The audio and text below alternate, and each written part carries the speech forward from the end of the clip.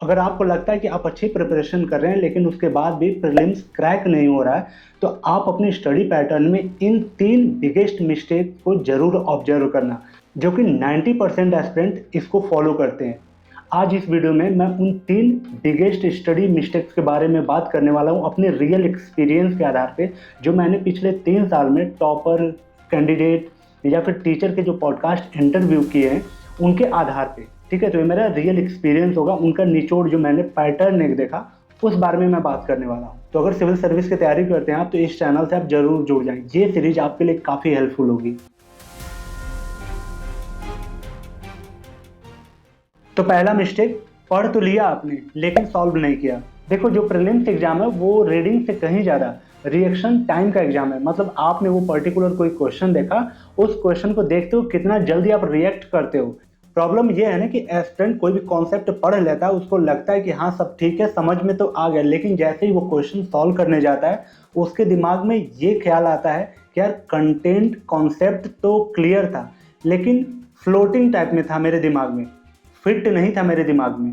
क्योंकि प्रीलिम्स में नॉलेज तो आपकी आधी जीत है, लेकिन इससे बड़ी जो जीत होती है वो क्वेश्चन हैंडलिंग स्किल की मानी जाती है कि आप क्वेश्चन को कैसे हैंडल कर रहे हो, वो आपकी स्किल कैसी है। और ये जो स्किल है सिर्फ पढ़ाई करने से, रीडिंग करने से नहीं आती, बल्कि आपको एमसीक्यू ट्राई करने से, ठीक है, एलिमिनेशन मेथड, गेसिंग अप्रोच आपके जो हैबिट में आता है, मिक्स टॉपिक आप प्रैक्टिस करते हैं टेस्ट सीरीज का, और इससे ज़्यादा इफेक्टिव होता है टाइम प्रेशर आप किस तरीके से अपने ऊपर हावी कर रहे हैं। ठीक है, टाइमिंग का प्रेशर कैसे हैंडल कर रहे हो आप। देखो, जो टॉपर का रूल है वो ये है कि आप डेली 20 से 25 एमसीक्यू ट्राई करो, लगाओ, चाहे वो गलत हो या फिर सही हो, इस पे ध्यान नहीं देना, लेकिन आपको लगाना है। इससे आपको ना क्वेश्चन के पैटर्न समझ में आएंगे, क्वेश्चन के लैंग्वेज समझ में आएगा, कहाँ पे क्वेश्चन आपको ट्रैप कर रहा है, किस तरह के क्वेश्चन ट्रैप कर रहे हैं, आपको ये पता चलेगा, जिससे आपका जो गेसिंग टेक्निक है ना वो करीब रियल एग्जाम में 10 गुना बढ़ जाती है। दूसरा मिस्टेक, पीवाईक्यू को सिर्फ सॉल्व करना, उसको साइंटिफिकली एनालाइज ना करना। देखो, पीवाईक्यू तो सब सॉल्व करते हैं, लेकिन जो रैंक लाने के लिए आपको उन पीवाईक्यू को डिकोड करना पड़ेगा, क्योंकि तुमको पीवाईक्यू से यूपीएससी के थिंकिंग प्रोसेस के बारे में पता चलता है कि यूपीएससी किस तरीके से सोच रहा है इस पर्टिकुलर एग्जाम को लेके। देखो, इसमें रॉन्ग अप्रोच क्या है, तुम पीवाईक्यू को सॉल्व करते हो, उसके आंसर की देखते हो, ठीक है, उसके बाद आप एक्सप्लेनेशन देखते हो और दिमाग में ये सोचते हो कि मेरा पीवाईक्यू सॉल्व हो गया, अब मुझे पीवाईक्यू करने की जरूरत नहीं है। लेकिन ये रॉन्ग अप्रोच है। करेक्ट एक्शन प्लान क्या होगा, हर पीवाईक्यू को आप 3 एंगल से देखो। पहला, सोर्स मैपिंग, मतलब कि ये पर्टिकुलर क्वेश्चन किसी एनसीईआरटी से आया है, किसी बुक से आया है, या फिर मिनिस्ट्री की किसी वेबसाइट से, या फिर रैंडम करंट अफेयर से आया है। उसके बाद क्या ये पिछले 5-10 साल से ये रिपीट प्रोसेस में है, ये पर्टिकुलर चैप्टर से ये पीवाईक्यू आना, यानी उस पर्टिकुलर चैप्टर का क्या ये रिपीट थीम हो रही है, कहाँ से मतलब आ रहा है ये क्वेश्चन। ठीक है, सोर्स का मैपिंग आपको पहला आइडेंटिफाई करना है। दूसरा, ट्रैप ऑप्शन आइडेंटिफिकेशन, कि यूपीएससी किस तरह के क्वेश्चन में आपको ट्रैप करता है, या फिर कौन कौन से ऐसे वर्ड है जहां पे वो ट्विस्ट करता है अपने स्टेटमेंट वाले क्वेश्चंस में, वो किस तरह से आपको उलझाता है। ठीक है, उस ट्रैप को आइडेंटिफाई करना। अगर ये स्किल आप में डेवलप हो गई ना, ट्रैप आइडेंटिफाई करने वाली, तो इससे आप रियल एग्जाम में करीब करीब 20-25 नंबर एक्स्ट्रा सेव कर पाओगे आप अपने। इसके साथ साथ आपको फ्यूचर के प्रिडिक्शन करना है कि इस पर्टिकुलर क्वेश्चन के किस तरह के और क्वेश्चन आ सकते हैं बन के। ठीक है, जैसे 360 उस पर्टिकुलर पीवाईक्यू का आपका 360 एरिया कवर हो जाता है। ये कैसे आप करोगे, आप पर्टिकुलर एक टॉपिक लेना, उसके 5 या 10 साल का पिछला ट्रेंड देखना, ठीक है, कि किस तरह के क्वेश्चन कहाँ से आ रहे हैं पर्टिकुलर एक एक टॉपिक के।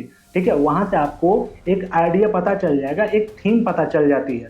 ठीक है, फिर वहां पे आप इफर्ट दे सकते हो कि हाँ ये एरिया से ज़्यादा क्वेश्चन आ रहा है, तो मुझे यहाँ पे ज़्यादा मतलब अपना एफर्ट देना पड़ेगा। अगर आपके पास कोई पीवाईक्यू की बुक है तो ठीक है, वरना एक जो मार्केट में बेस्ट पीवाईक्यू ट्रेंड एनालिसिस आता है विजन आईएएस का, जो कि वो टॉपिक वाइज ब्रेक किए हुए, वहां से आप कर सकते हो। अगर आपके पास है तो ठीक है, वरना उसका लिंक मैं डिस्क्रिप्शन बॉक्स में दे दूंगा, वहां से आप ट्रेंड एनालिसिस वो आप मंगा सकते हो। ठीक है, तो उसका लिंक डिस्क्रिप्शन बॉक्स में आपको मिल जाएगा। अगला मिस्टेक, स्ट्रेस को स्टडी स्किल समझना।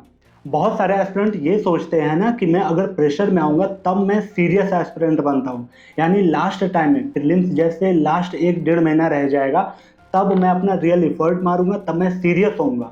लेकिन ये बिल्कुल रॉन्ग अप्रोच है आपकी, क्योंकि स्ट्रेस में तुम प्रीलिम्स एग्जाम में ज़्यादा ओवरथिंक करते हो। दूसरा, जो एलिमिनेशन अप्रोच होती है तुम्हारी रॉन्ग हो जाती है, जो गेसिंग पावर होती है वो वीक हो जाती है। उसके साथ साथ तुम डाउटफुल स्टेटमेंट्स में फंस जाते हो, तुम्हारा टाइम वेस्ट होता है, और पैनिक सिचुएशन में जाके जब तुम बबल भरते हो तो वो रॉन्ग फील हो जाता है। और जब तुम किसी पर्टिकुलर क्वेश्चन पे गेस करते हो तो वहां पे तुम्हारा लॉजिक मैक्सिमम टाइम ड्रॉप हो जाता है। कुल मिलाकर स्ट्रेस वाला जो मामला है ना, वो तुम्हारी एक्यूरेसी को एग्जाम हॉल में बिल्कुल हाफ कर देता है या उससे भी ज्यादा। देखो, उस टाइम जो टॉपर होते हैं वो कॉन्फिडेंट नहीं होते, बल्कि वो प्रिपेयर्ड होते हैं, और जो कॉन्फिडेंस है वो तुम्हारे प्रिपरेशन का एक बाई प्रोडक्ट है, समझे। अगर तुम प्रिपेयर्ड ही नहीं हो तो तुम कॉन्फिडेंट कैसे रहोगे, और कॉन्फिडेंट रह भी लिए तो हो क्या जाएगा अगर तुम प्रिपेयर्ड ही नहीं हो तो। ठीक है, तो कॉन्फिडेंट रहना, लेकिन प्रिपेयर्ड होने के बाद। ठीक है, तुम्हारा कॉन्फिडेंस बाई प्रोडक्ट है तुम्हारे प्रिपरेशन का, तो पहले तुम प्रिपेयर्ड करो। ठीक है, उस मेंटल स्टेटस को अडॉप्ट करो, उस प्रीलिम्स के टेम्परामेंट को समझो कि वो किस तरह से क्वेश्चन सेट कर रहा है, कहाँ पे तुम्हें ट्रैप कर रहा है, पिछले 10 साल का किसी पर्टिकुलर टॉपिक के कैसे क्वेश्चंस रिपीट हो रहे हैं, यानी थीम क्या है उसकी, समझे। वहाँ पे तुम्हें एफर्ट लगाना है, उस मेंटल स्टेटस को अपने मेंटेन करना है प्रीलिम्स वाले। तो उसके लिए आपको कॉन्फिडेंट रहना पड़ेगा, और कॉन्फिडेंट तब रह पाओगे जब तुम प्रिपेयर्ड होगे। इसके साथ साथ तुम्हें काम भी रहना पड़ेगा। एग्जाम हॉल में अगर तुम काम हो, कॉन्फिडेंट हो, तो तुम्हारा 50 से 60% काम पॉजिटिव होगा। तो आप इन 3 मिस्टेक्स को जरूर अपने प्रिपरेशन में फिक्स कर लेना, वरना ये मिस्टेक्स बार बार हर अटेम्प्ट में आपके पास होती चली जाएगी और प्रीलिम्स क्रैक नहीं होगा। अगर आपने इन तीनों को फिक्स कर लिया तो आपके लिए प्रीलिम्स प्रिडिक्टेबल, मेजरेबल और क्लियरेबल हो जाएगा। ठीक है, कुल मिला के सिंपल हो जाएगा आपके लिए। तो कैसे लगे वीडियो कमेंट करके जरूर बताना। इस सीरीज से रिलेटेड कोई अगर आपका ओपिनियन है तो आप उससे भी कमेंट करना, मैं अगले वीडियो में उसे कंसीडर कर लूंगा।